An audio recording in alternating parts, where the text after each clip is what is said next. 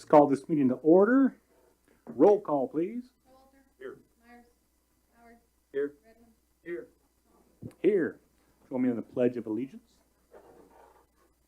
I pledge allegiance to the flag of the United States of America and to the republic for which it stands, one nation, under God, indivisible, with liberty and justice for all. All right. Thank you, everybody, for joining us this evening. Anybody signed up for public comment tonight? One? Evening, Commissioners, Mr. Mayor, Good evening. City Manager. How is everybody? Just wanted to I introduce- think we're good. You should be. You got a little nervous, didn't you? Just wanted to introduce you guys. We just had our first day with our intern for the summer, Abby. You can stand up.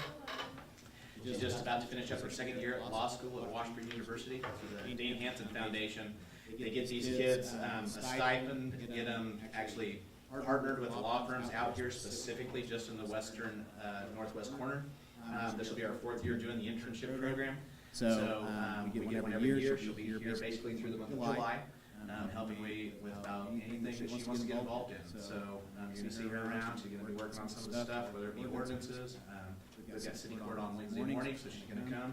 See the show, and so she gets to do all that stuff. So we already started off with a bang today. I think you met with what, 5 clients? No more than that. On top of that, brought her around, introduced her to your staff and all that stuff. And told her we had a commission meeting tonight, so wanted to at least give you guys a face to the name, and so that she knows what she's doing this stuff for. So we're excited to have her and look forward to it's going to be a really good summer. All right. Well, welcome. We're glad to have you here.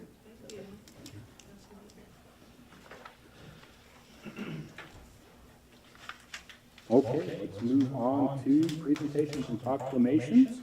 We have a presentation from Options, the Domestic and Sexual Violence Services. I believe we have Jennifer here. Thank you. Welcome. Got some stuff for you here. Now pass it around.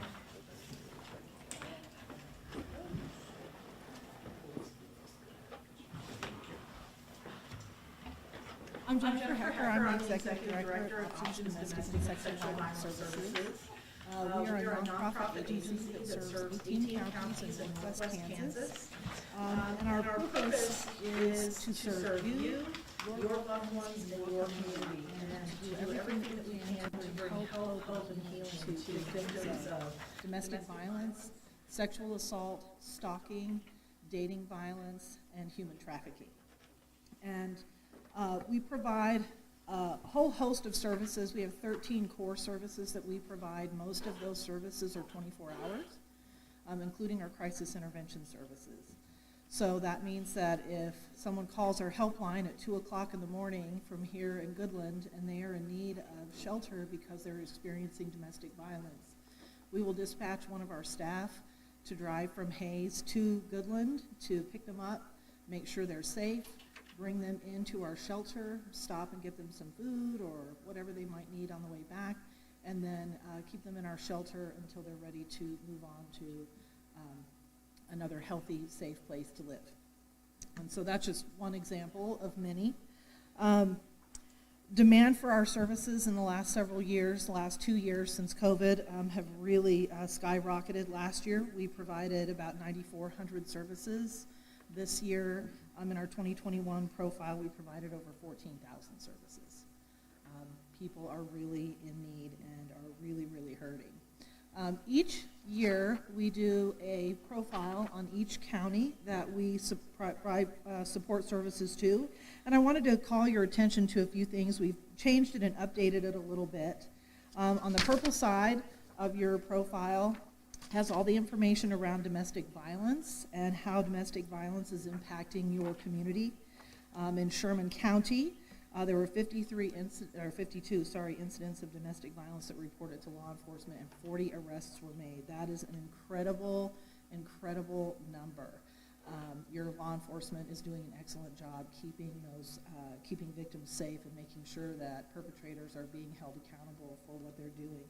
And you can see in the profile that's almost twice what the state average is. So, hats off. That's not an easy job. Domestic violence is increasing in severity in our state, unfortunately. Just in 2020, domestic violence murders in Kansas rose almost a fourth. Almost 25% of all murders in Kansas are related to domestic violence. People are dying, and there is so much more that we as an organization can do in the community, and more that we are certainly being called to do to help people. In the last year and a half to 2 years, we have expanded our services to really find what are the barriers that are preventing people from getting the help they need. And certainly we know that 2 satellite offices serving a 17,000 square mile area is in and of itself a barrier. And so when COVID came along and rocked everybody's world, as we were being required to close our doors during the shutdown, we knew that that meant that people would not have a safe place to go. And so we very quickly pivoted and started providing emergency accommodations to people, because we did have to limit the number of people that can come into our shelter because it's a congregate living situation. And so during COVID, our shelter was operating at about 25% of our capacity. And so we overflowed all of those clients that continued to come into hotels so that they still had a safe place to go. Their meals were provided for them. We had laundry space. We really did everything that we could to make sure that we were taking care of their needs.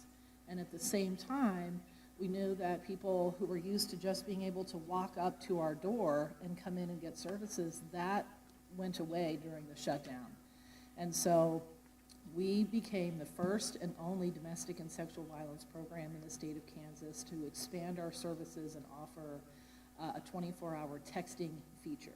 Because people were quarantined with their abuser and no longer had the ability to just have an open conversation in their living room with an advocate to tell them what was going on and to get help, we knew we needed to create a silent feature. So we did go kicking and screaming into the 21st century. Our younger staff really have been talking about this as an expanded service for a few years, but you know, as they say, invention, or necessity is the mother of invention. There we go.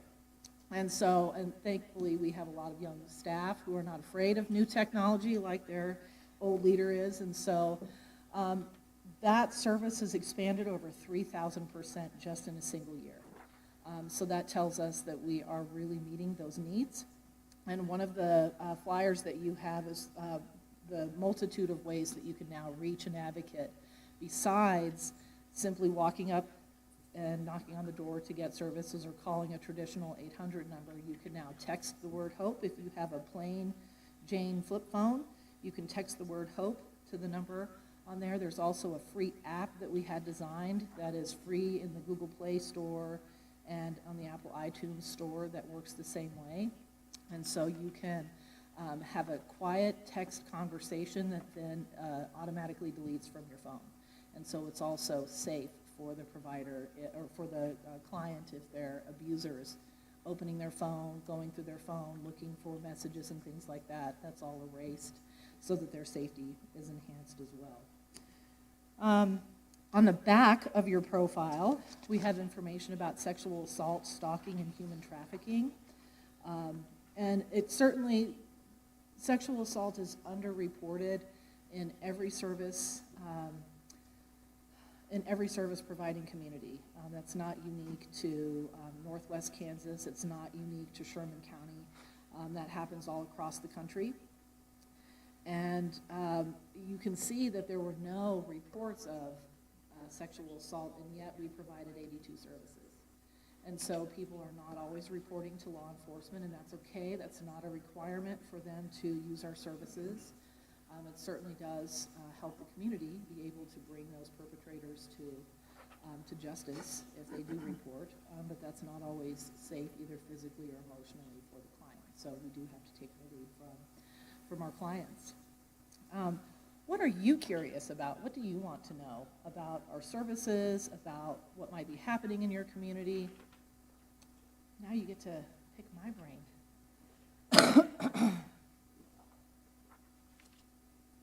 I'm curious about, I see the funding request attached here. How many other municipalities in your 17 counties are providing funding?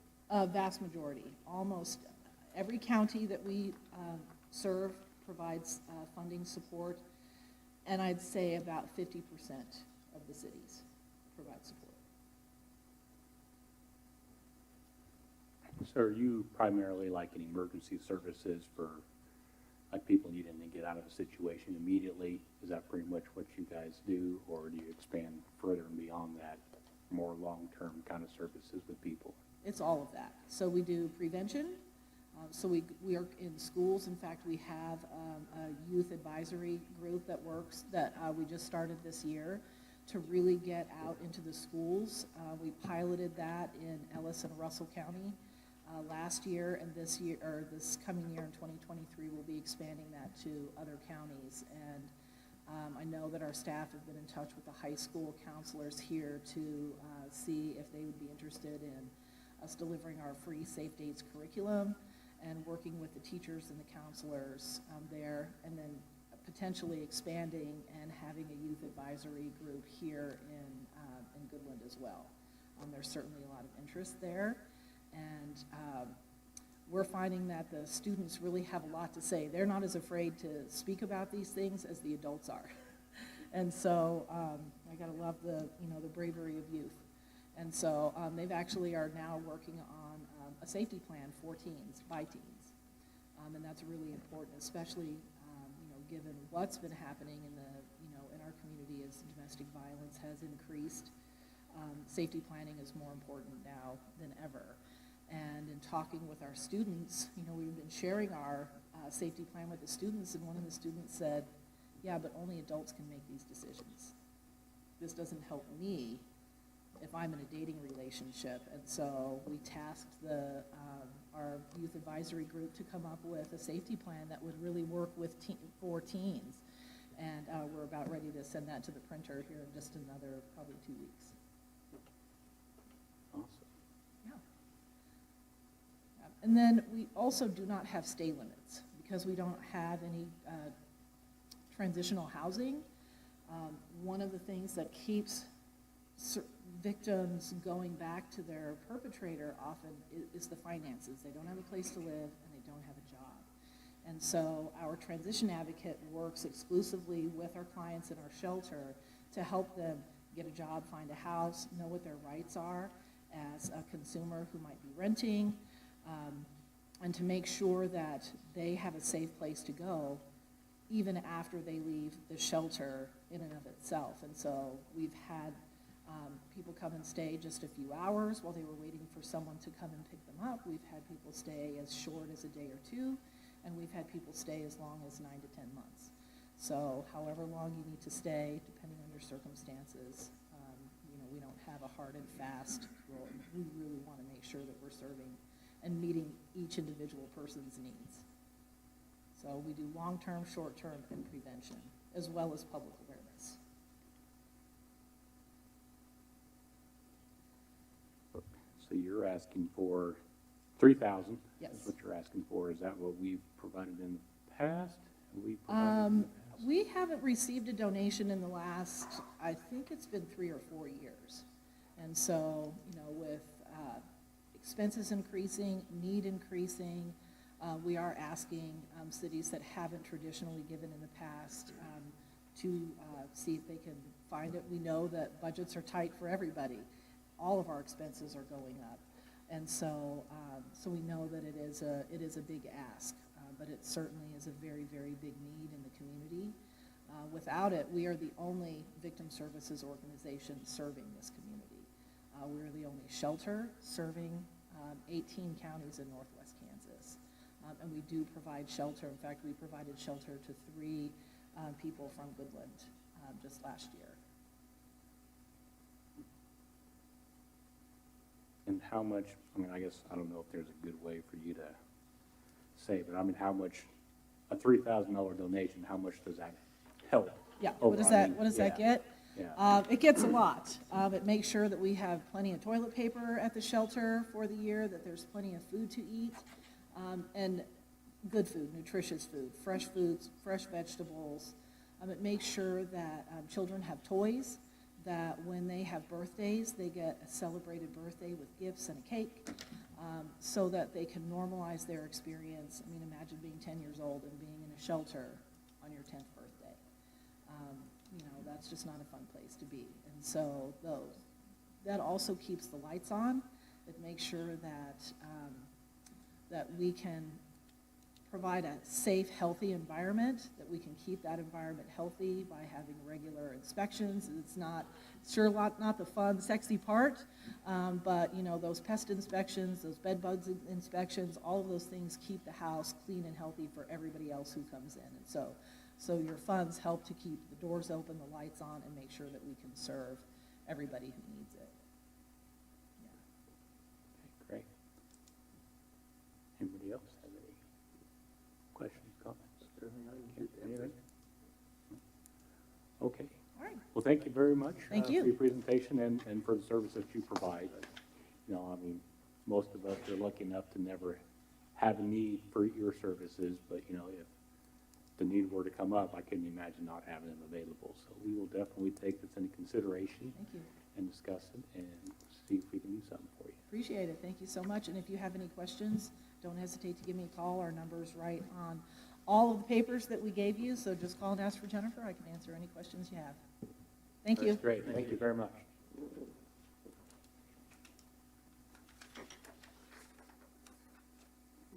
Okay, well, let's move on to the consent agenda. We have A, 5/16/22 commission meeting minutes, B, 5/16/22 special commission work session minutes, and C, appropriation ordinances 2022-11, 2022-11A, and 2022-P11. Anybody have any questions, comments, concerns regarding those? If not, I would entertain a motion to approve. So moved. We have a motion by Commissioner Howard, Well, second. second by Commissioner Redland. Any further discussion? Roll, please. Yes. Yes. Yes. Yes. Okay, move on to formal actions. We have A, the request for qualifications, 2022-01 for airport consultant services. Kent, you want to speak to that? Yeah, the city was requested by the FAA to, as part of the receipt of federal funding under the FAA Airport Improvement Program and the AIP, and under a couple other programs, we had added a couple projects to the list, and in order to add those projects to the list, they wanted us to have a consultant selection RFQ be sent out. We sent that out last month. We had received responses from several firms, but then only one firm actually submitted a response to be considered. All the others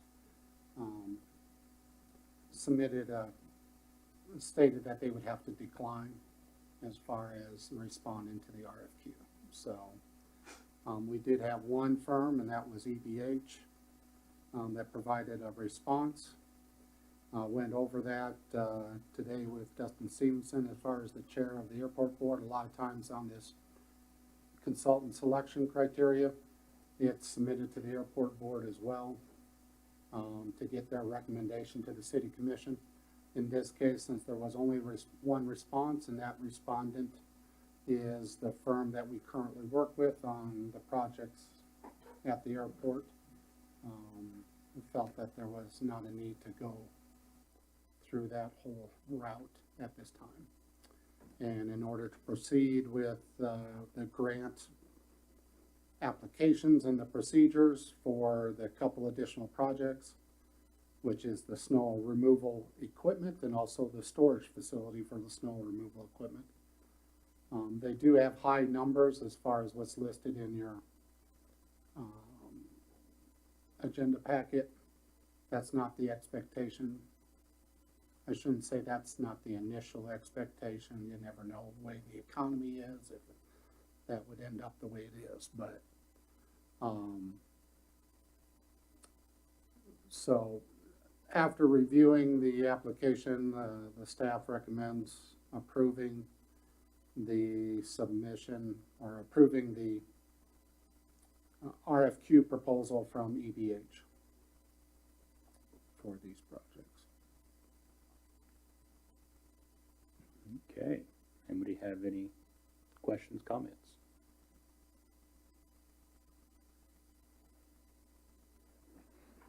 I guess I'll go ahead and move that we approve the RFQ from EBH. Second that.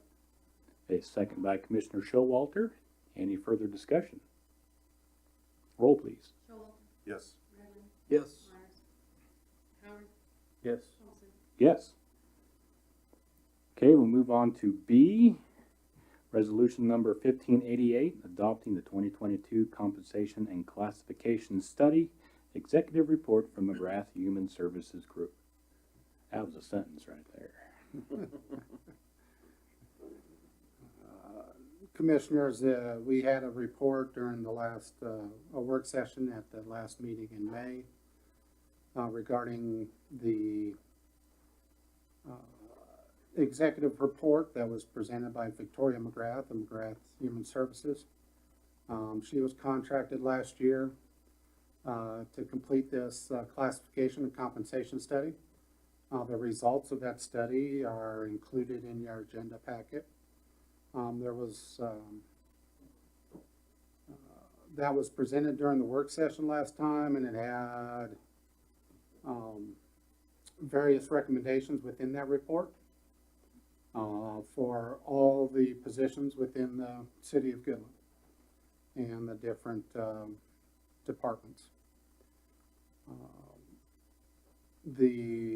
There was also a question or a request by commissioners at the meeting to include information or to gather information or have a summary of information from the League of Kansas Municipalities that had completed a survey.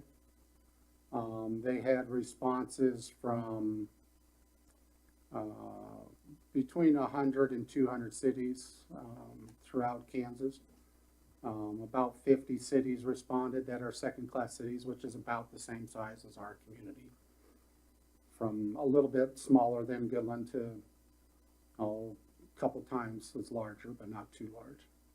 Those are the second-class cities. And then they also had responses from first-class cities and third-class cities, which are the very large cities, and then also the very small cities. Those are also included in your packet. For each position, basically providing you information, and that way you could compare it to what the results were from the McGrath study. The McGrath study had used, about a dozen or a little bit less than that other organizations in the area, which included counties and cities. That's probably the one difference between the McGrath study as far as the type of organizations. And the League study is just cities. It doesn't include anything from counties. But there's obviously some similarities between some of the positions with the counties and cities. But I think the League study provides you I like to call it a second witness that shows that quite a bit of the information within the McGrath study does have merit. It might be a little compressed in certain areas, or there might be variations amongst each individual position, and that can be discussed if you'd like to. But I think the information from the League study does provide valuable information. The McGrath study, specifically what it will help with is it gives some structure to the League's compensation policies. Previously, there hadn't been a real schedule for different positions within the organizations. It was just taken as a whole. And then there was some different compensations provided for completing different certifications or apprenticeships or various things like that. But the real value in this executive study is it provides first a classification, trying to find the exact titles that compare to other organizations, the exact positions, and then comparing and seeing where we fall a little bit short, and then giving recommendations about how to address that. And then having a structure of it going forward. And that's the thing that's probably most important to myself and to the other, the human resources manager and the city clerk, as far as having a structure going forward. It sets up a schedule of 12 steps so that there's, you know, if from year to year you move up a step, and then that is an increase, but then there's also the expectation that the commission in the budgeting process will set aside a certain amount to adjust the entire schedule. And that will hopefully keep us closer as far as actual compensation.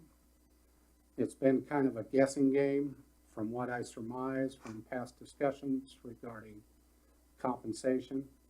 We know there's been some discussions about compensation at various times, but it's very difficult to have that without having the data to back it up and have a real discussion about that. So accepting this report, and what the resolution states is basically stating that you accept the report and you want staff to implement the actual structure that will be involved.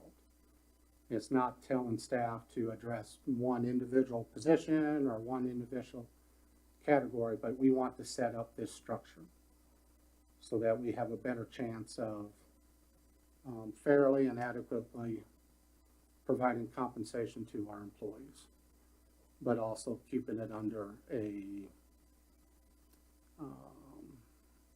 it's a known quantity rather than a guessing game each year about what the adjustments will be made regarding the structure itself. So that's what the executive report and the resolution that accepts that executive report and directs staff to implement it. That's the basic principles behind that. If it doesn't say that, and if you want it to say it some other way, or you don't think that the report says it that way, please let us know, and we'll try to have either a response or have try to make changes if requested.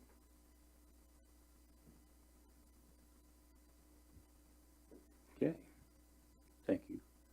Anybody have any questions, comments regarding this? I like the way that it was prepared. I think implementing a step process like that helps reduce the city's civil liability when you have, you know, just kind of a guessing game when it comes to compensation packages. And if you have something more lined out and set for the department heads to look at and say, this is where we need to be at, then I think that helps as a guiding force for the city. So.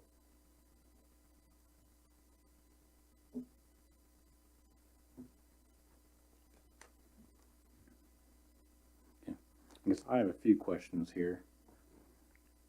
Just looking over all the different pay scales for all the different positions, do we feel like the pay amount within the different positions feels fair for all the positions across the board within this study for our specific purpose here in the city?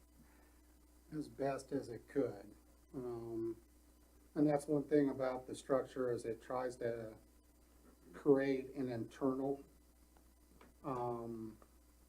balance as well, because that's how to differentiate between the pay grades. You start out at pay grade, she calls it pay grade 50, and then it goes all the way to pay grade 105. But then there's positions within each department that fit within, that are slotted within the different pay grades. And what that is, and I would say it does it fairly well, but I wouldn't say that it's perfect. But you change one part, what other parts are you gonna change to balance that out? But I do think it does it, it does it as fairly and equitably as I've seen regarding classification systems. It's a very tough job. Yeah. As far as budgetary impact, so ultimately, we're looking to basically kind of split it into two different chunks this year, right, to kind of get things going. Well, we'll have a chunk, it would implement, a chunk of it as of July 1st. And then as of January 1st, complete the other chunk. There would probably be a majority of the folks would be able to be slotted within the July 1st, but there's some of them, in order to make that jump, let's go ahead and do it in two steps. We discussed that with Victoria about how to accomplish that. And thought that was the fairest way possible. Again, trying to be balanced and fair internally, as well as any person new starting.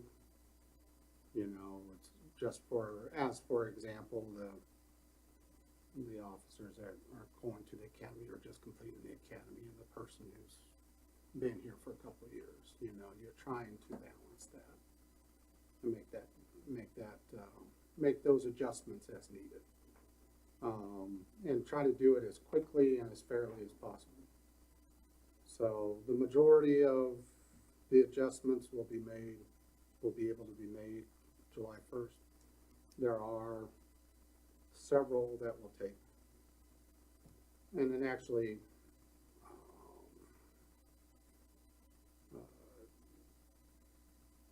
you'll be able to see increases happen, so that it doesn't affect this year's budget.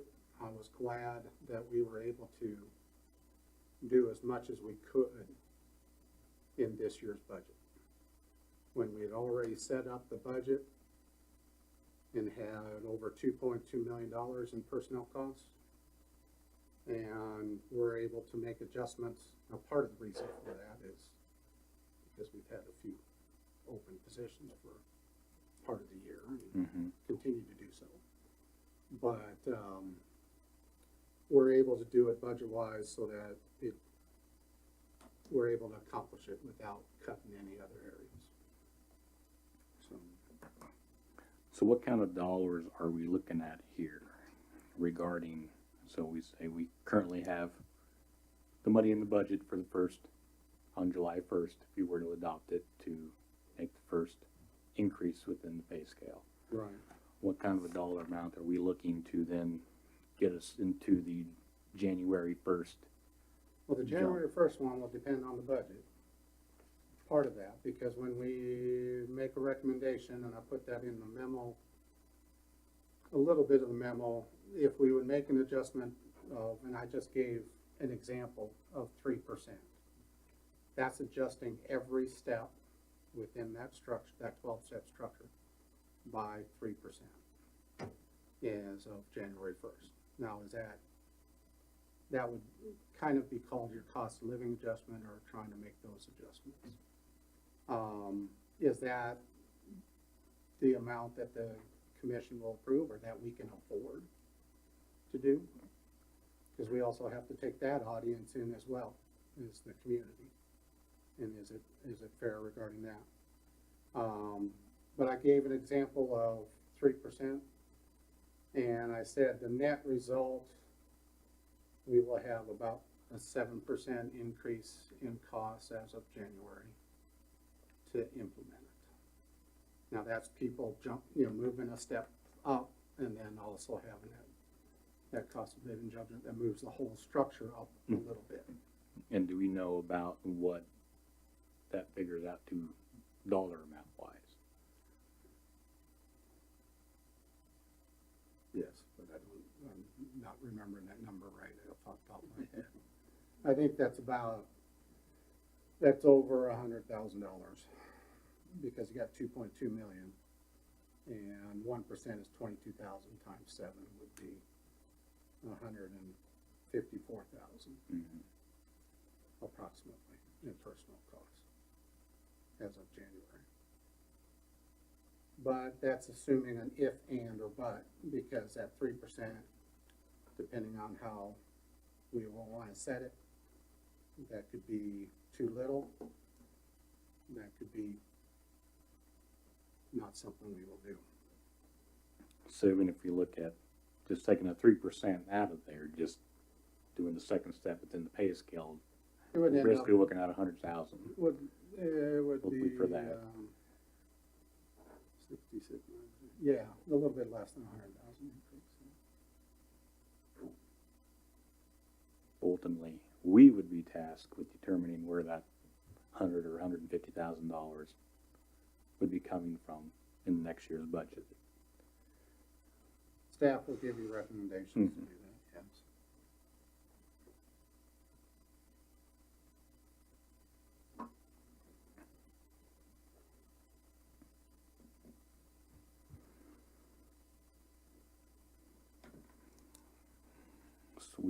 So I'm assuming we probably have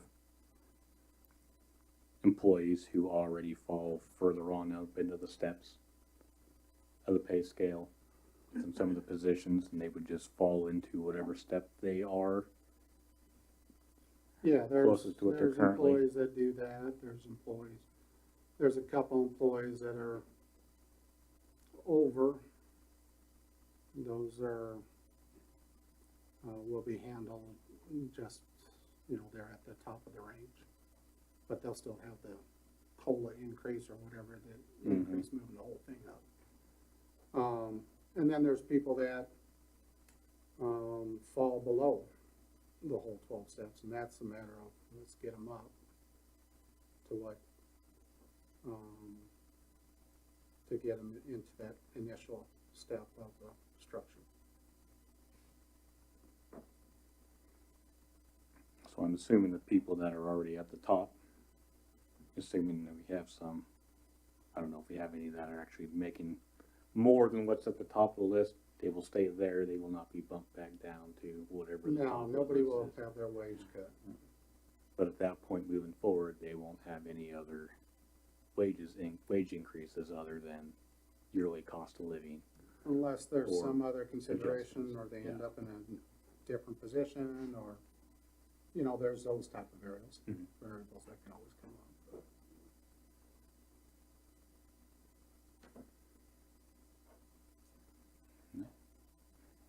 Anybody else have any questions? Not really a question, I think it's probably a decent system. That way, if you're a employee looking at Goodland, you'll know where you'll be at and what your pay will be in the future, which might be a good opportunity to keep an employee, that you know where you're at and what we have to budget for every year too.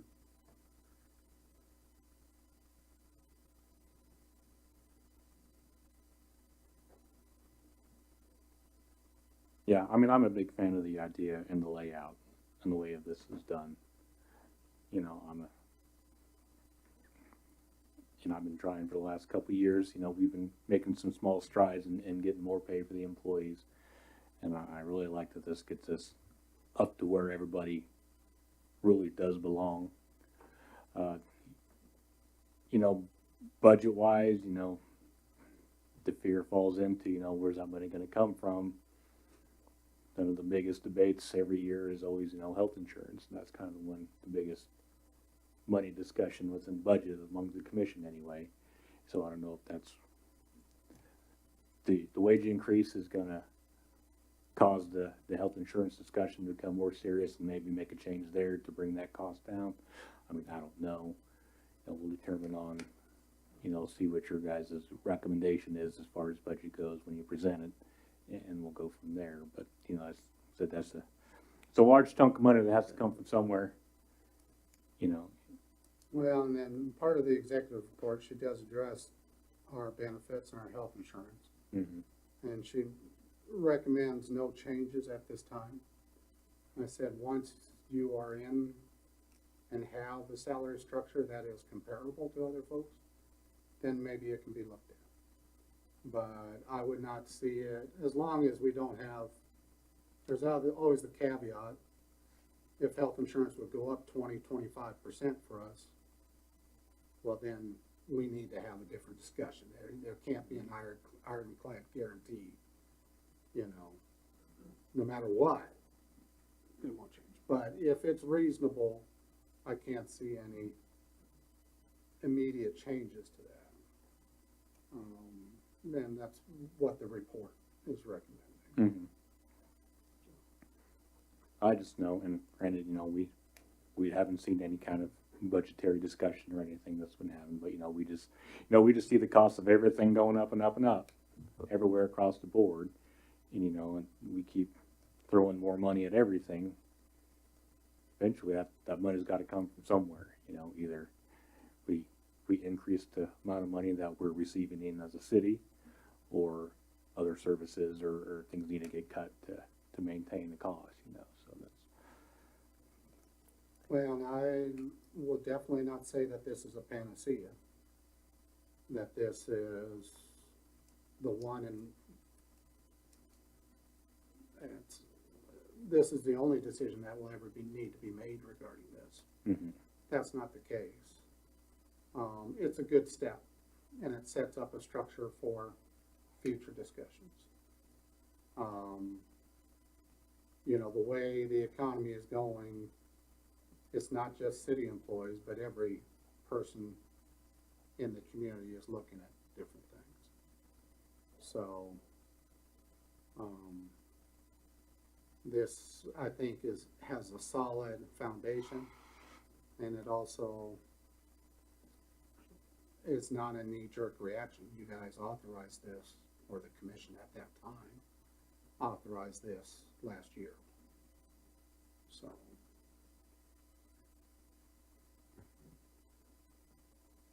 Okay. Anything else?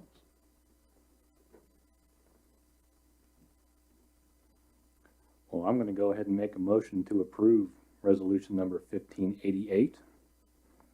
Second that. Have a second by Commissioner Showalter. Any other further discussion? Roll, please. Redmond, Yes. Howard, Yes. Myers, Showalter, Yes. Thompson. Yes. Okay, well, let's move on to C, ordinance 1750, to change the expiration dates for renewal of contractor licenses. Jeff? May 4th, just kind of a discussion item brought to you, the Construction Board of Trades and Appeals, their recommendation to forward it with you guys, the ordinance to change the required license to expire. Currently, they expire periodically from starting in mid-December all the way through mid-April every year.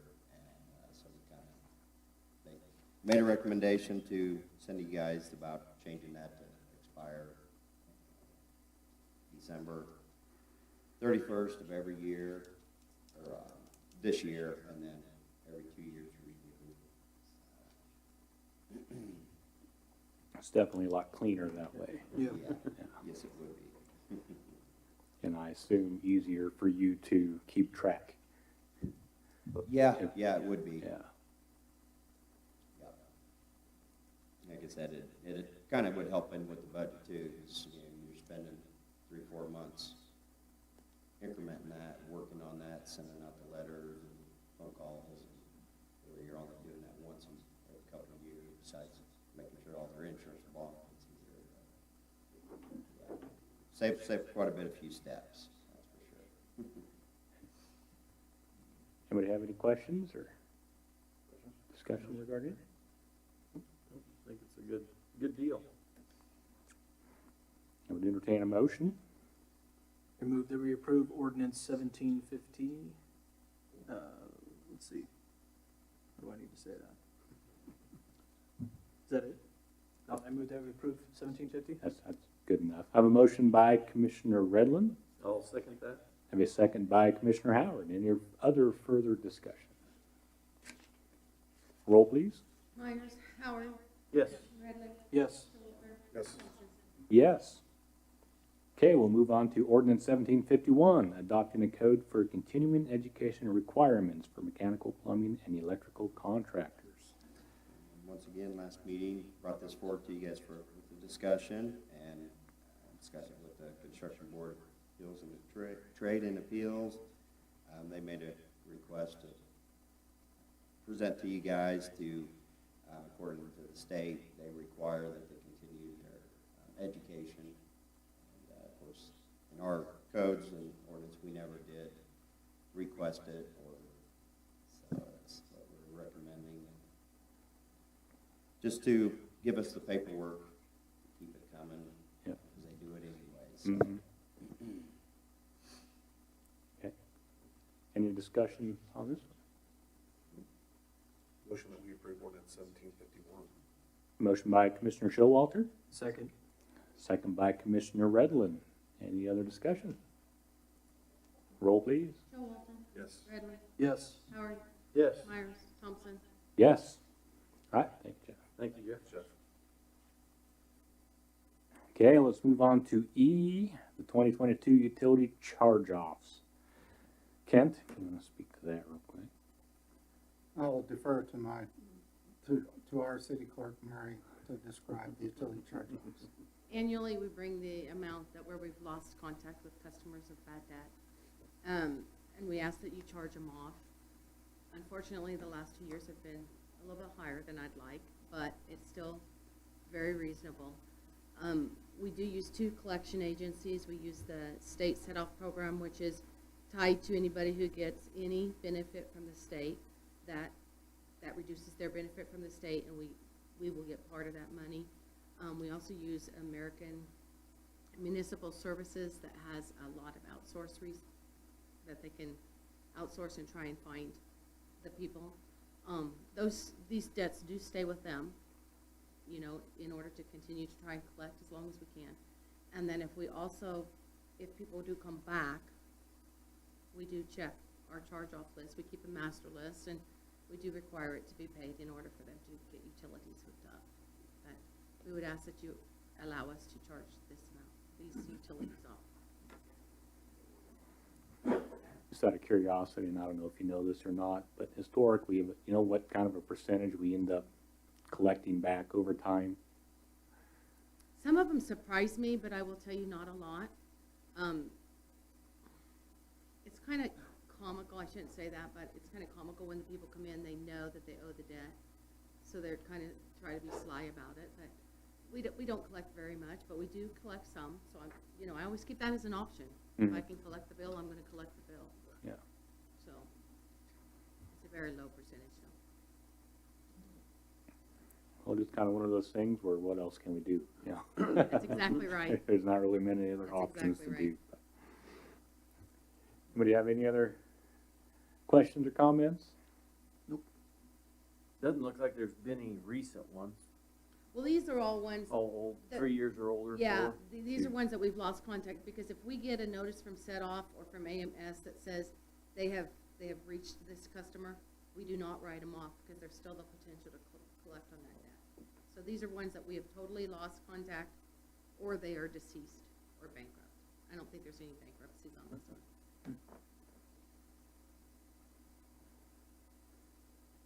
Okay. I move that we approve the utility charge-offs in the amount of $44,857.27. Okay. Have a motion by Commissioner Redland. Second that. A second by Commissioner Showalter. Any other discussion? Roll, please. Howard, Yes. Redland, Yes. Showalter, Yes. Myers, Thompson. Yes. Okay, we'll move on to F, the COPS grant application.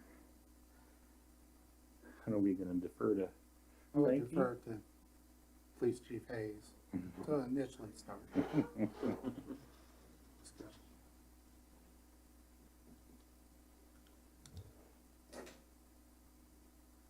Okay, so we brought up for discussion a grant application from the Department of Justice. It allows for another officer to be hired where they pay a majority of the salary and benefits. The first year is, they pay 75%, we pay 25. Then it goes to, I believe, 50, and then 25. It's a 3-year grant.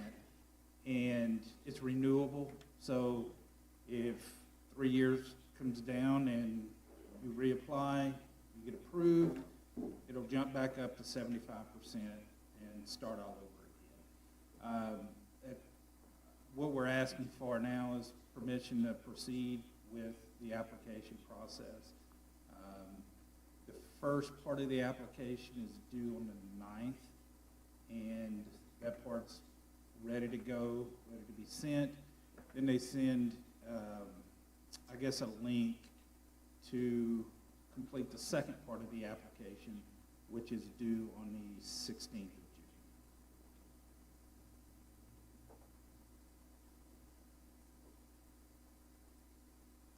anybody have any questions? I'm just kind of reading through the information. I mean, to me, it feels kind of like a no-brainer. Why wouldn't we? You know, at least attempt to do this. When you say it's renewable for another 3 years, does that mean like renewable for the same employee or renewable for another new position? Well, you can renew it for the same employee, but you can also, if I read it correctly, you can apply for multiple. So let's say,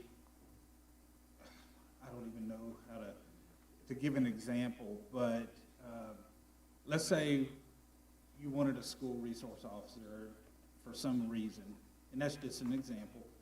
We could apply again for that position. And then, so at that time, both of the grants would expire at 3 years, and then you could apply for renewal. So basically, we could apply now for one, and then a year from now, apply for a separate one, Yes. and then just, as the 3 years run around, renew them or attempt to, Yes. if we wanted to. And it's not just for a new hire, it's for a rehire too, isn't it? I'm not sure what they mean by rehire.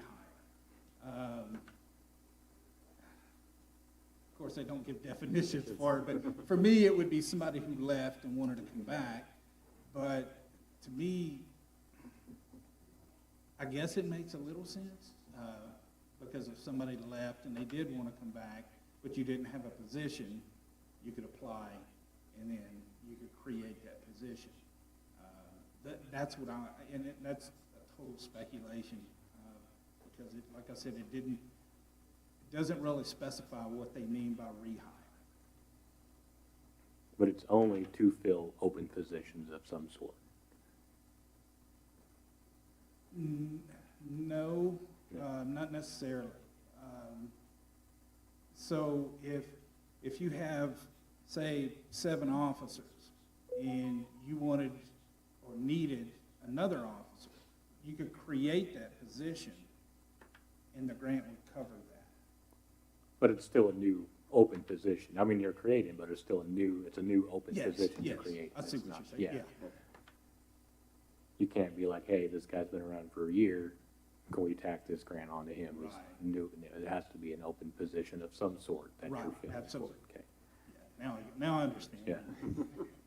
I just want to make sure I'm understanding. So you say we apply for it, and then if we're granted it, then we get the funding for the 75, 25, the 3-year split, whatever it is. But then you say we can renew it. Does that mean we reapply? Yes, Okay, so there's a chance that we could not receive it for the second term. there's always a chance. The way I look at it, if you get it the first time, you're probably going to get it the second and the third. I can't guarantee that, no. Sure. but the chances are a lot higher if you're already in the program.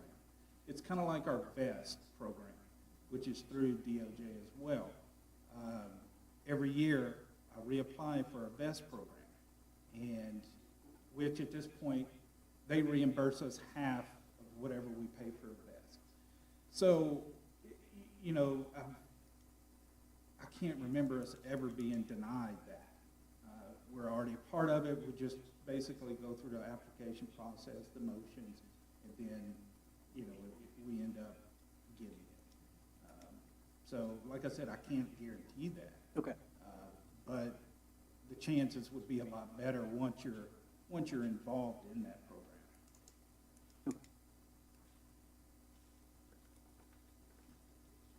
So if you get this grant, then that would require then a purchase of equipment to outfit a new officer then? Correct. So we're talking a new car, new radios, all that stuff? I'm probably 99% sure we have equipment to outfit another officer. Maybe down the line, we may have to, you know, get kind of a backup, kind of an inventory of stuff, just in case something breaks or whatever. But yes.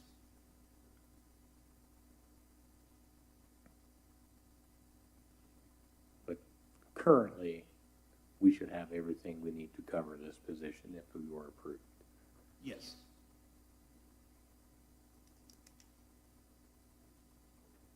There's probably always gonna be some gaps to fill, Mm-hmm. but it wouldn't be significant gaps to fill. Right.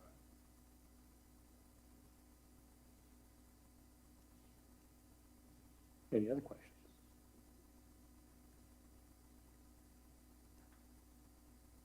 Certainly like anything where somebody else is gonna pay the salary, for sure. Hurts to try. I would entertain a motion. I'll make that motion that Frankie can apply for the COPS grant application.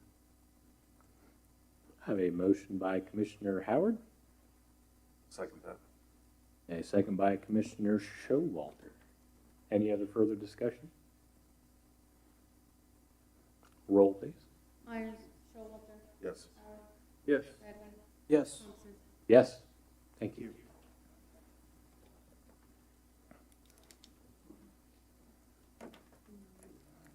Okay, moving on to page 6,433 of the agenda. Move on to discussion items. 1523 Colorado Avenue, notice of violation. Welcome back up to the podium, Jeff Tinkle. Thank you. How we doing again? Now, this is dealing with the property at 1523 Caldwell, considered Lot 3 and 4. Colorado, sorry. There's two trailer houses sitting back there. Had a few complaints about, went and did some inspections. Back at 5/18 of 22, I attempted to serve inadequate sanitation to both properties.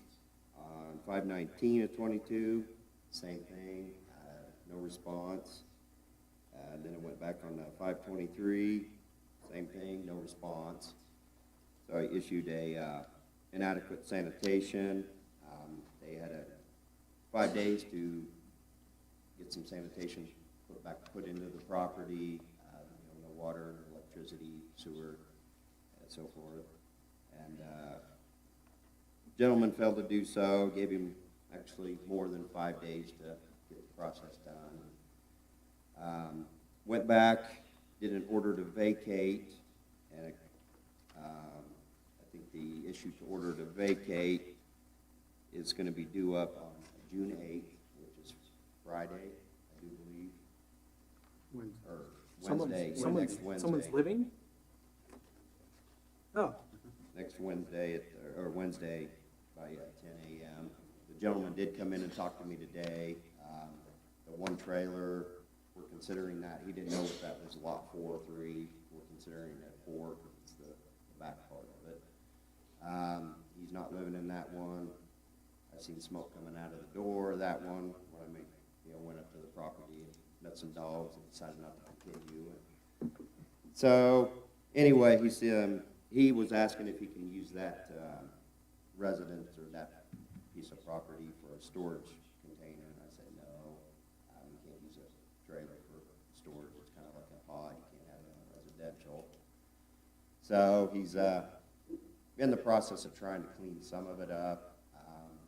He is wanting to possibly make the trailer one livable, so he's gonna work on a plot, trying to see what it would cost to get some sanitation and so forth there, so we'll be working with that. But in the meantime, I've got a paper typed up and, you know, present to you guys and for your decision on a time frame to help this gentleman out, you know, get the property cleaned up or, you know, start working on the process of getting things removed. And I think we sent you quite a few photos. And I wasn't able to go inside, never made contact with either of the individuals there.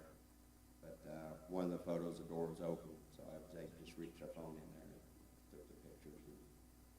The other one, the doors were closed, so assuming needs a little bit of work in there too. So on this property, it's just the two trailer houses on the property, or is there another house and the two trailer houses? On that property, just the two trailers. He does have another house adjacent from it that has no utilities on at the current time, you know, as well. So is the one with the utilities that are on kind of his main residence, or is there multiple people living on the property? Are we not sure? Not sure, you know, who's up living on the property. I've never been able to make contact with anybody on there. Things have gotten moved, things have gotten cleaned up. Currently, the two residents, lot in 3 and 4, no utilities at all. And then the mailing address for the residents, no utilities yet. I do know today that they were over moving stuff, because I seen them. They had a trailer back, and they were loading it up, so I do know that. I know he's been working on it, so I told him, let you guys help me make a decision on a time frame, and anytime, you know, we'll present it, when we're to talk about the property, invite him to come and discuss with us. See if we can't get him to help us out, get it cleaned up. Yeah. Well, the fact that he has started on the process of cleaning things up is positive, you know. You know, I think we're at our best if we show grace to people who are making their best attempt, you know, and as long as, you know, he is moving forward, steps forward and to where he needs to be, I think that we should give him some ample time to keep moving that direction. Now, if we give him quite a bit of time and, you know, things stop or start going back in the other direction, we would definitely need to readdress. But as far as the time frame, I mean, I don't know. Or do we just keep like weekly tabs on it and see if it keeps moving forward and keeps getting cleaned, and then if it stops on a weekly basis, then do something? I think if Jeff can provide an update to you at each commission meeting, then it still would be just like this one, where you would, if nothing was happening, you could set a date for something to occur at a subsequent commission meeting. And you could have an update from Jeff at each commission meeting. Is there still progress being made at this address? Yeah, with the gentleman coming actually today to visit with me, it was a good thing, I told him, so. Yeah. When he visited with you, did he say anything about making an attempt regarding the utilities? Yeah, I sent him downstairs to, and talk to the ladies down there to get with Neil and whatever it take to get a meter over there. So,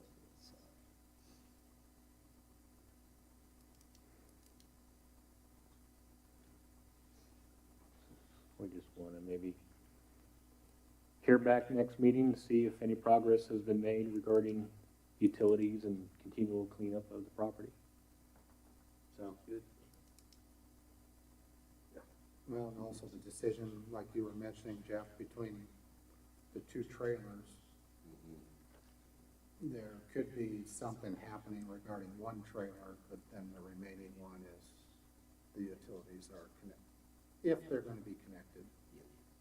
He did ask if we would be able to help move one of the trailers to what the process. He wouldn't have the funds for it, we'd have to do it through the taxes. So, we were aware of that.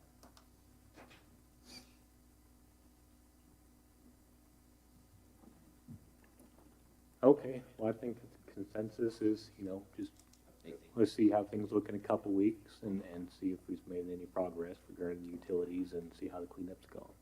Thank you. All right, thank you.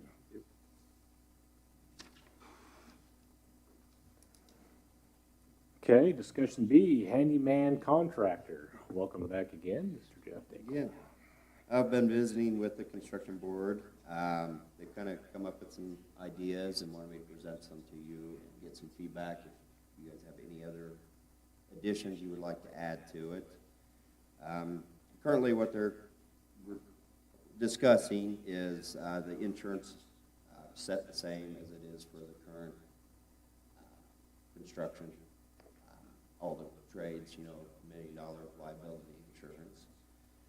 The bond we discussed, and most of them were in agreement to the 5,000. We had one gentleman was asking if there's a lower amount, so we're going to do some research to see if there's an actual lower amount bond we can have or not.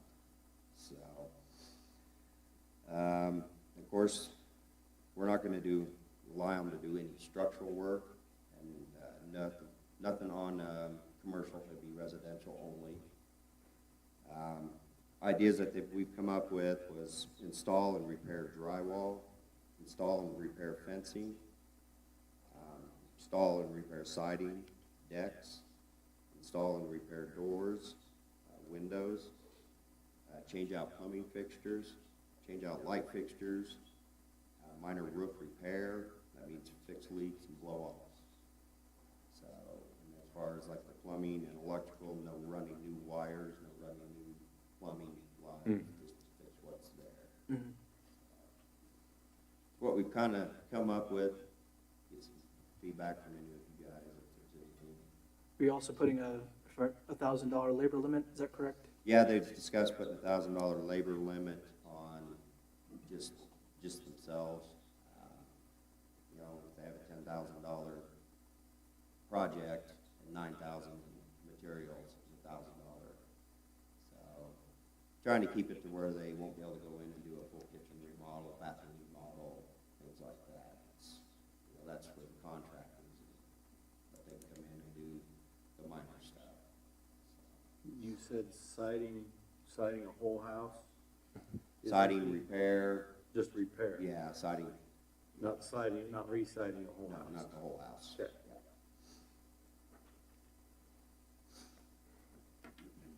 I think that probably needs to be stated in there, instead of siding and then repairing siding, just put Yeah, that's repair why, siding. The wording probably needs to be changed just a little bit. yeah, that's why I kind of just put repair siding, decks, fences, or not fences, they, repair and install.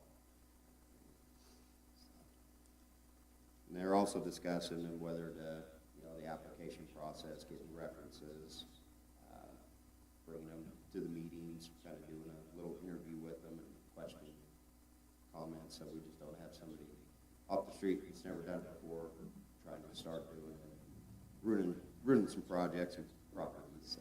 Yeah. Yeah, I think the toughest part will be refining what can and can't be done. I think no matter what list you come up with, there will always be people working their way around that, trying to come up with new ways to do projects that weren't worded the right. I think that's going to be a never-ending battle, probably, Yeah. continual revisions I'd say as things come up. It's a never-ending battle, just keeping up with these gentlemen and telling them they can't do that or they can't do this. There's always that gray area. Yeah. Ultimately, I really like the idea. I think it's a good idea. I think there's a need for those kind of services, that people just need some small things done around the house, that doesn't necessarily take a full contractor to get done, you know, so I like the idea. It sounds like you guys got a good handle on it. I like the way things are sounding, so. And I like the insurance thing, really, and probably the bond. I don't think there is a smaller bond, and really a $5,000 bond for a general contractor isn't nothing either. It probably should be way higher on a bond. That's, like I said, one of the gentlemen made the comment too, he didn't think 5,000 was, they were gonna be able to go any lower, so. Yeah. Double check with them, this is for our next meeting. Kind of keep on working on it, and come up with it, you guys. Thanks for all your work on that, Jeff. Good, thank Yeah, you. thank you. Anything else on that? Okay, well, let's move right into C, the 2018 IPC Code Book Review. The, of course, the construction board has been working on the 18 ICC plumbing, and they've gotten all the way through the book, and I think they're gonna be ready to present to you guys in the next meeting, as soon as we can get this code ready for adoption. Didn't know if you guys had any questions, if you want to see the book, look through it. It's not a real big book, but a lot of good information. Had some good discussions and changed a few things, nothing too major. I assume you got a copy here if you want to come take a Yep. look. If you want a copy, I got one here. So. I know me personally, I look forward to the presentation and to hear what is said about the new code possible and what adoptions or changes might need to be made in it before it gets adopted. But like I said, like these guys said, we appreciate all the hard work that they've been doing and looking through all the different codes and all the recommendations and everything that's been coming up. So it's good to see them working so hard on this stuff. Yeah, that they are. A little too much, about time for a break for them. All right, anything else? All right, thank you, Jeff. Thank you, Jeff. Thanks, Jeff. Okay, we'll move on to D, the community barbecue planning. Kent, you want to take charge on that one? It's more a question of when Uh-huh. than anything else. You had stated during our strategic planning sessions, you wanted to continue to have a community event during the summer. This summer with reunion, then with County Fair Week, and then obviously return to school and everything else. It's kind of need some assistance to tell staff where to go. As far as what's the time frame that you'd like to see that happen? What are the parameters? Would you like similar to what occurred last year, or anything else? Well, I think just kind of looking at the calendar, we get into July, the first weekend of July is a little bit busy. There's a little bit going on, maybe preoccupied. You got anything going on that weekend? Pretty busy that week, Getting after that, like the next weekend, assuming if we wanted to do it like on a Saturday, I assume Saturday, Sunday would be preferred. Like July 9th. That'd be that Saturday, the following Saturday after reunion and 4th of July.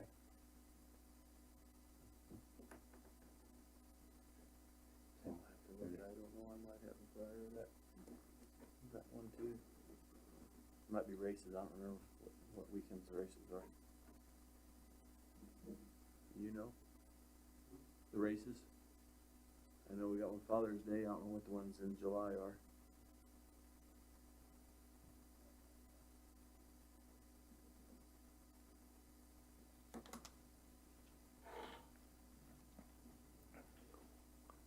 Well, do we all just want to kind of look at our calendars and take stock of what we have available over the next couple, 3 months, is when we come together next meeting, we can have our list of available dates and see if we have anything that all works out. Yeah, that's fine.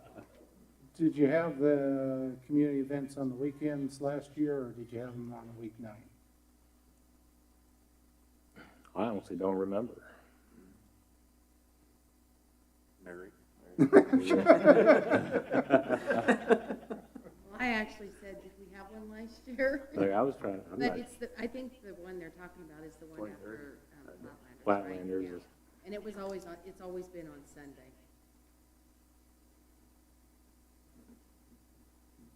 Well, I was doing, it's more like two different things, I think, with that. I'm not talking about a community barbecue, I'm talking more like a commission and, like you had for the candidates. You had different events leading up to it. That's what the type of event that you guys were talking And those were basically candidate forums, candidate forum. yeah. Basically having commissioners in the community and having a little bit of a barbecue like that, not a, I think what you want is separate, and I think that's what they want is separate from the type of event that they had at. yeah, the Flatlanders one, that's like inviting the entire community. Yeah. I think The the foundation expectation is does quite that a one bit anyway. more participation. The 9th and the next weekend after works.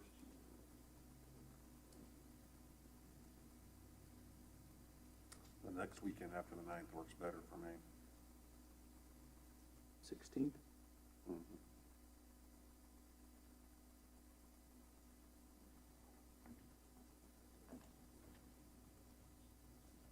And I don't know that necessarily even needs to be on a weekend. You can do a weeknight, have a barbecue here after everybody gets off work.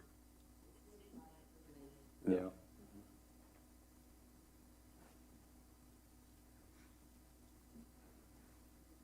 Well, would we prefer in the evening instead of like a weekend afternoon for lunch thing? Whatever. Any thoughts from out there? What would you guys like to participate in?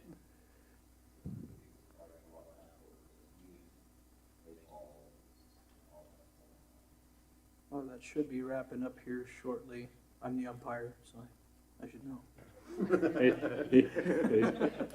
Well, you go basically to.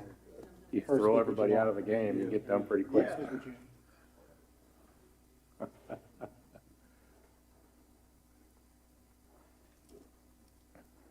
It gets out of that game pretty quick, if anything. I like the So- noon idea myself, if you want. At noon? That's my opinion. Yeah, I mean, if we want to do it on a weekday during lunch hour, I can take off a little bit of time and come help cook or whatever. Yeah.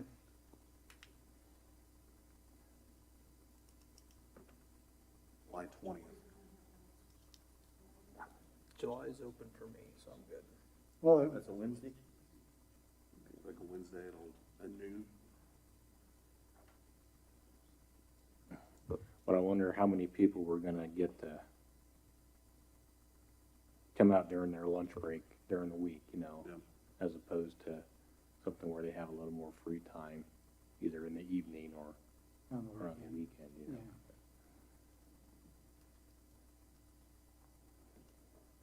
Why don't staff have a little bit of discussion? We'll come back with next meeting with a couple different examples. And, we'll present it for your consideration.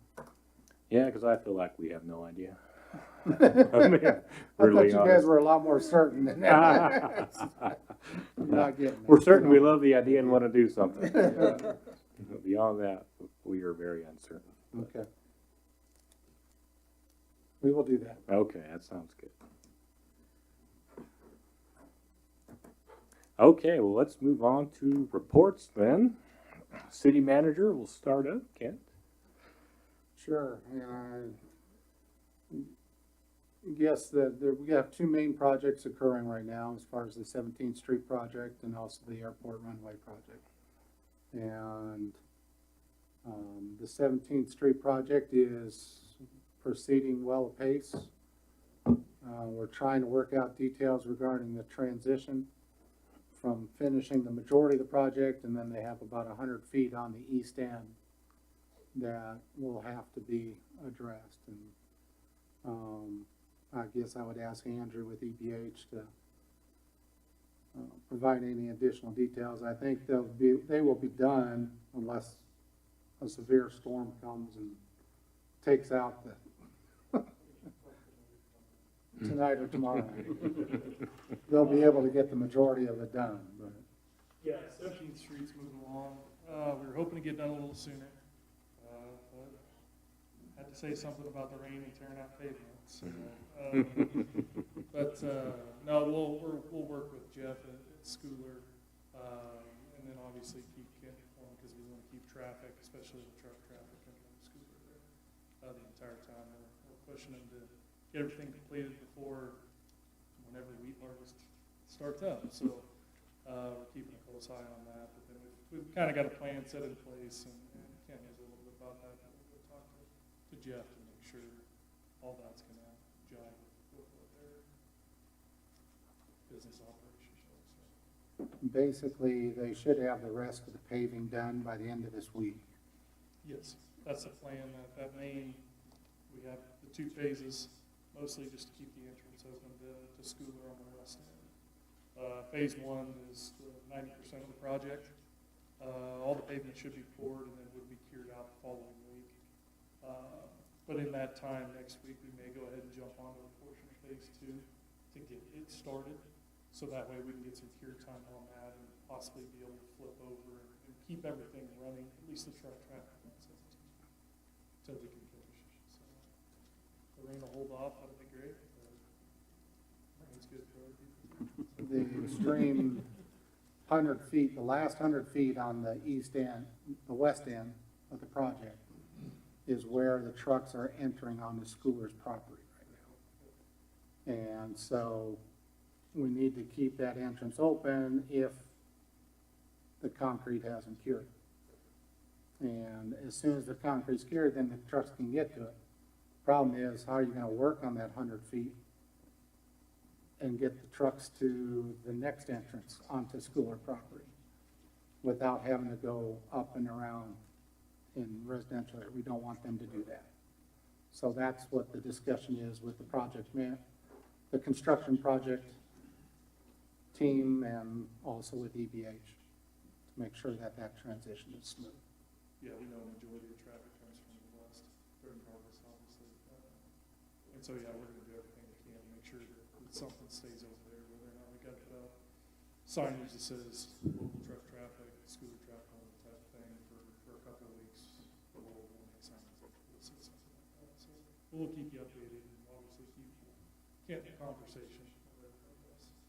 Just for the general public, what's the cure time for the concrete, the last of the? It depends. If we've got a real time critical piece, we can make beams. Those beams can meet strength in as early as 3 to 4 days. Just kind of depends on temperature, different exterior conditions. Favorably, we'd like to have 7 days, but we've opened major highways in 4 days. So. And then this is a KDOT certified mix, and then we've got some kind of number backing too with this mix to show that we should get good breaks, but we'll have them go ahead and make some deep molds just to verify that too. So, to get it open as soon as possible. Yeah, it's not we're on 15th Street. Some of the gentlemen, I would say, in their 70s, 80s, and even possibly 90s were asking why we were letting cars on within 28 days. So it's been a little bit of research done since they might have been younger, but yes, we could open as early as 3 or 4 days. Just kind of depends on how this does come out. Okay. And then as far as the airport runway project, they did finish the pours on the west side of phase 1, which is basically everything southwest of the main runway, all the way out towards Caldwell. They have now, today was the first day of the airport closure during daytime hours, and they're doing the 300 feet that is right next to the main runway on the northeast side of the runway. And that's within the, I forget, object-free area for the main runway. So, the ILS is down and the PAPI is down, so they can only be visual in order to land or to take off from the airport. We did get special permission from the FAA to allow it to be open at night when no construction equipment is within the object-free zone, or whatever you want to call it. And I gotta throw about 10 more in for the Fed officials. So Eagle Med is still able to fly at night from the Goodland Airport, whether to come in and pick up somebody or to fly out. Talked with hospital officials as well, and so they're aware of it. During the day, they will have to transport that person to another airport if they need emergency medical flight. They'll still be able to use the chopper. They just won't be able to use fixed wing aircraft during the day. So they were advised about that. Basically, the airport is closed during the day for the next 3 weeks. Until June 27th. Is when we plan on opening completely back up. And as long as the project occurs at the pace that they're expecting, and then they're allowed the concrete to cure, when you talk about cure time. Yes. But they'll have to do it the same way they did the west section. They'll do 2 panels, and then they'll have the area in between the 2 panels and on the one side to do. So hopefully within about a week, they'll start pouring, be able to do the base work and be able to do the 2 first stretches at the beginning of next week, and then shortly thereafter do the other 2 panels, and then you gotta sit around and wait, just like you're waiting for some dough to rise or something, until they allow airplanes to use the main runway again. So that's where we're at in that project right now. Any additional concerns or comments expressed by a contractor or anything else at this point? Nope, it was a couple weeks ago, we said we were waiting on concrete, and like that, they had 1,000 feet, over 1,000 feet, 1,600 yards. So those guys moved along and really didn't have any major issues with our first section of pool. So it's been going pretty smooth. It's been a good project so far. Good, good. Any other questions for Andrew? Thanks, Andrew. Nope. Quit wishing, I'm not gonna get caught saying that. Yeah, careful.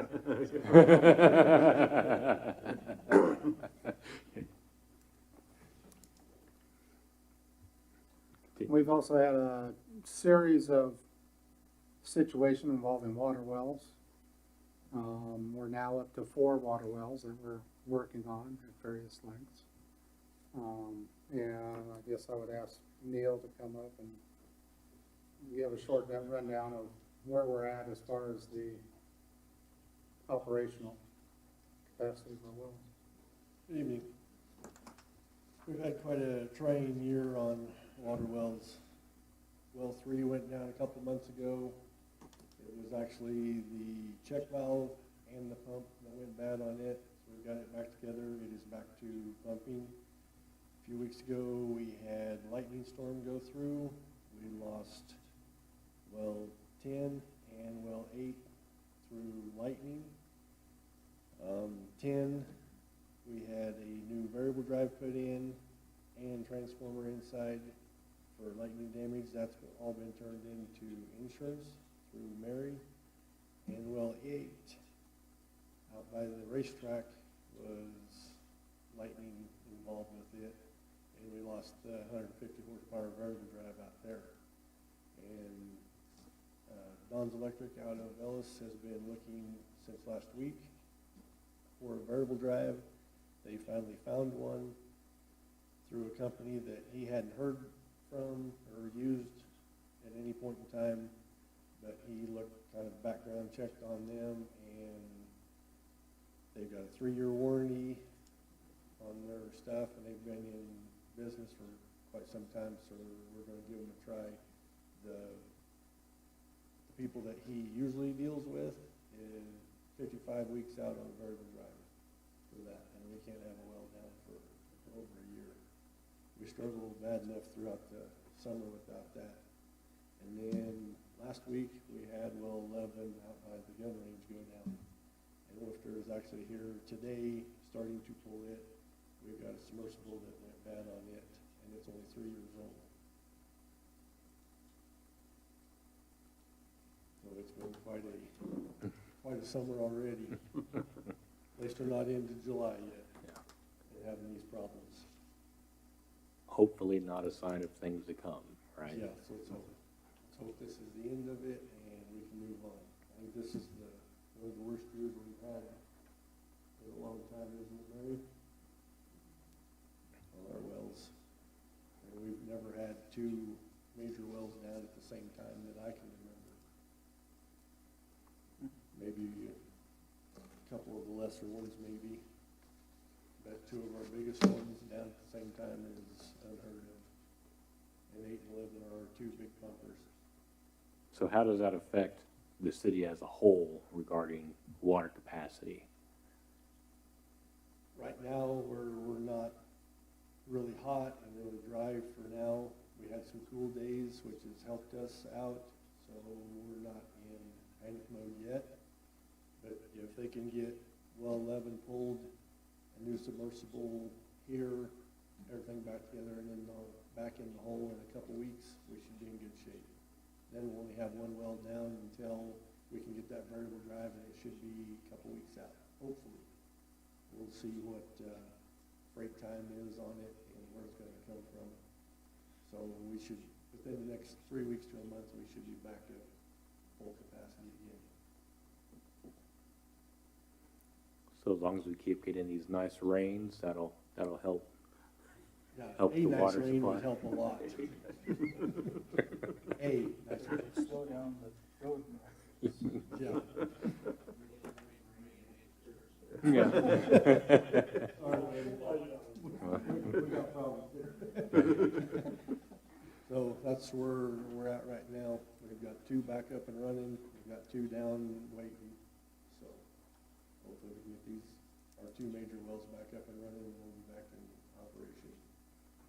Okay, well, it's good to hear that we are able to find parts, even if it's taken a while to find them, so. You know, the variable drive in well 8, they actually took, just in case we had to send it in and have it fixed.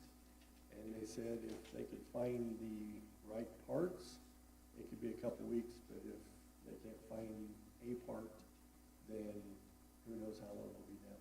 So I think we're gonna go with the new unit and get that well up and running as soon as possible. Is it something to look into, maybe getting the other one fixed, just to have a backup? Well, the new one is 13,800 plus freight, plus installation on top of that. The rebuild one is 9,800 plus freight plus installation.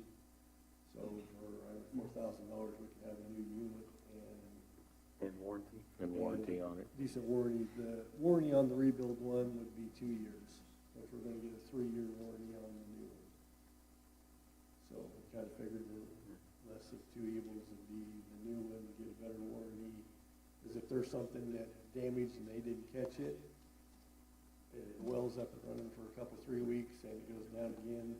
Now we're down again, and if this other VFD isn't readily available, if somebody buys it off the shelf, then we're back to struggling to find one. Because it took him almost a week to find this one, and he's been doing a lot of research to make sure that this is something that he wants to put in our system, because we're putting all of our faith in his hands to say, this is where we need to go. Mhm. So he's got a lot riding on the line on this deal too.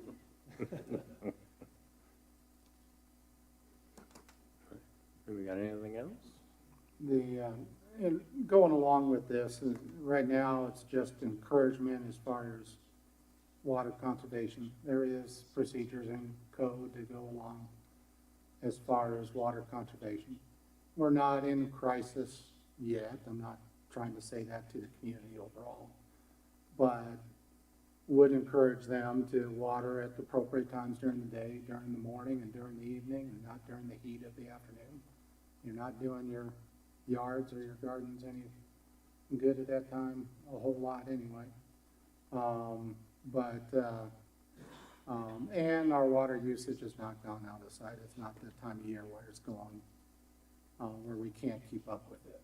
We're not saying that, but just trying to be wise with our water and our water usage, and if conditions change, staff will bringing you additional information in order to take steps that are already in our code and that you've had to use in previous years regarding water conservation, whether that's a water watch or water warning, those various things within the city code. But we're doing everything, staff is doing everything possible to maintain our water system operating at the functional capacity it should be. And, but it takes an awful lot in order to make that happen. We've had a couple incidents more than normal, and it's lightning related that's happened with our facilities. So. Yeah, thank you, Neil. Hopefully, things start getting a little easier for you.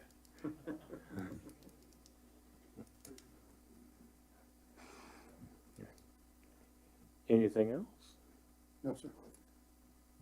Anybody have any questions for Kent? All right, thank you, Kent. We'll move on to city commissioner reports then.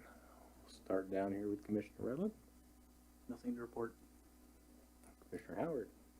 Nothing to report except thanks to all the employees. I know they greatly appreciate us telling them that. Okay. Mr. Showalter. No report. Okay, I also have nothing else to report. So following that, I'm going to make a motion to move into executive session and the authority of KSA 75-4319B1 for personnel matters for non-elected personnel. I'd like to invite the commissioners, the city manager, and Jeff Dinkle to be with us for a period of 5 minutes, please. After a break of 5 minutes to let everybody else vacate the room. Yeah. I'll second. Second by Commissioner Howard. All in favor? Aye. Aye. You? Time 6:30.